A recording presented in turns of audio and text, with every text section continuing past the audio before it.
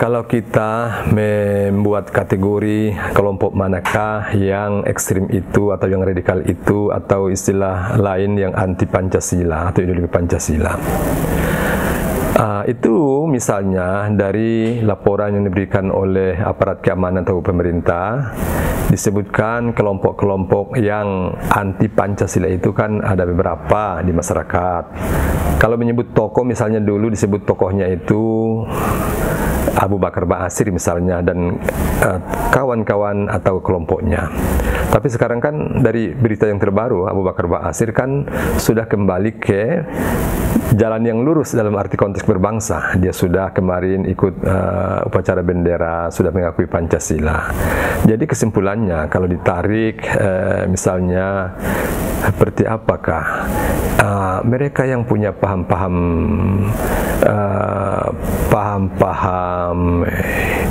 khilafah itu, yang ingin mengembangkan atau mendirikan kembali kekhalifahan di negara ini, seperti itulah memang kelompok-kelompok yang ingin merubah ideologi Pancasila itu dan ingin kembali menerapkan khilafah di negara ini. Termasuk tokohnya seperti dari yang kita sebutkan, dari sekian banyak tokoh misalnya Abu Bakar Ba'asyir. Tapi sekali lagi beliau sudah kembali kepada ideologi Pancasila dan buktinya kemarin dia sudah ikut upacara bendera 17 Agustus. Jadi paham-paham seperti inilah. Jadi mereka menganggap Pancasila itu belum tepat di Indonesia, tapi harus syariat Islam. Itulah kata kuncinya.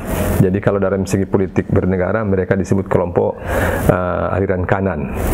Dan memang kalau kita baca sejarah politik bangsa ini, dari awal kemerdekaan, ada kelompok-kelompok yang seperti itu, yang ingin mendirikan syariat Islam di negara ini. Misalnya kalau kita baca sejarah awal kemerdekaan ini kan seperti itu. Ketika dulu misalnya tokoh-tokoh pendiri bangsa ini ya, mendirikan menetapkan asas ideologi negara, kan pernah ada namanya Piagam Jakarta. Di situ kan awalnya tertera di istilah pertama itu kan ketuhanan dengan kewajiban menjalankan syariat Islam bagi pemilik-pemiliknya. Tapi karena ada perdebatan panjang, ada kelompok-kelompok non-muslim yang tidak setuju, maka jadilah ideologi pertama, sinyal pertama itu ketuhanan yang Maha Esa. Dari situ di awal kemerdekaan sudah muncul bibit-bibit yang anti Pancasila. Ada namanya DITII yang mencoba kembali menegakkan ideologi atau syariat Islam itu, mengganti ideologi Pancasila itu. Jadi aliran kiri, aliran kanan ada di negara ini yang ingin menggerogoti ideologi Pancasila. Tetapi para tokoh pendiri bangsa ini sudah sepakat bahwa yang terbaik untuk bangsa ini, yang plural ini, adalah Pancasila yang bisa mengayomi berbagai paham di negara ini.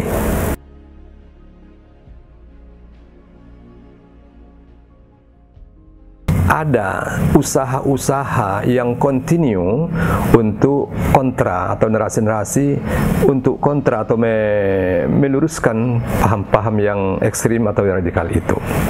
Dari kajian akademis, tentu dunia akademik itu kan tidak hanya menjas sesuatu itu anti Pancasila, tetapi lewat riset atau penelitian. Jadi para akademisi dari kampus itu meneliti. Karena sebuah tindakan harus diawali dengan data penelitian. Jadi ketika para akademisi meneliti, memang benar ada paham-paham yang katakanlah radikal atau anti Pancasila di negara ini. Maka dari hasil itu, para akademisi membuat langkah-langkah dari risetnya itu perlu tindakan-tindakan nyata.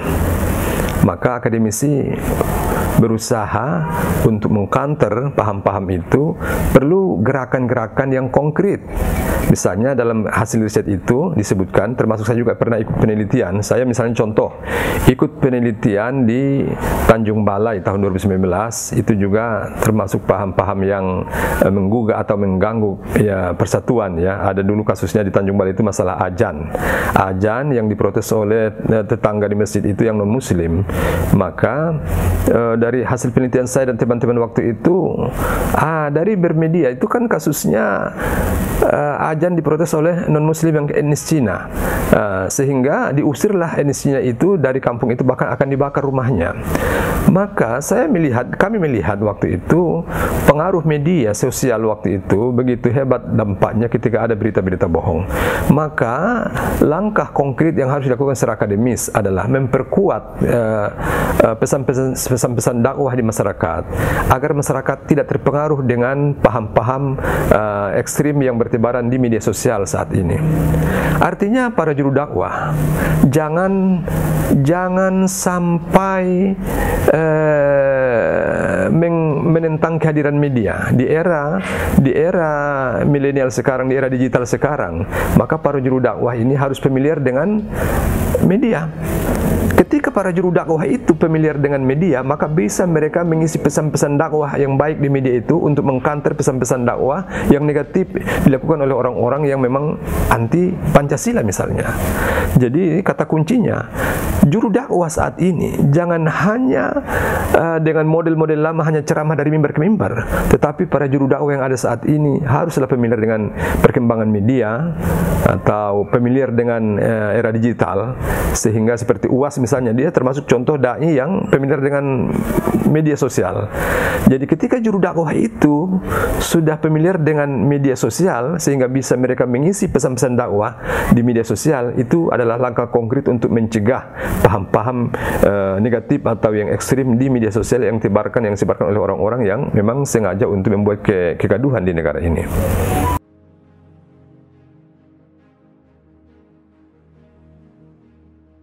Oke, yang terakhir saya kira pesan saya sebagai akademisi yang juga lama bergelut di media. Pesan saya yang pertama, setiap kelompok masyarakat di negara ini punya kewajiban untuk menjaga persatuan dan kesatuan bangsa ini. Itu yang pertama. Kemudian yang kedua, setiap muslim misalnya perlu menjaga atau melakukan dakwah dengan baik, karena itu sudah melekat dengan tugas seorang muslim untuk menyampaikan dakwah, mengajak pada kebaikan, mencegah dari kemungkaran, seperti yang disebutkan dalam Al-Quran Ali Imran, kuntum khairu ummatin ukhrijat linnas ta'muruna bil ma'ruf wa tanhauna 'anil munkar wa tu'minuna billah. Saya kira kalau setiap muslim melakukan itu, menjadi umat yang terbaik, dia mengajak pada kebaikan, mencegah dari kemungkaran, beriman kepada Allah, maka negara ini akan bisa mencapai baldatun thayyibatun rabbun ghafur. Demikian.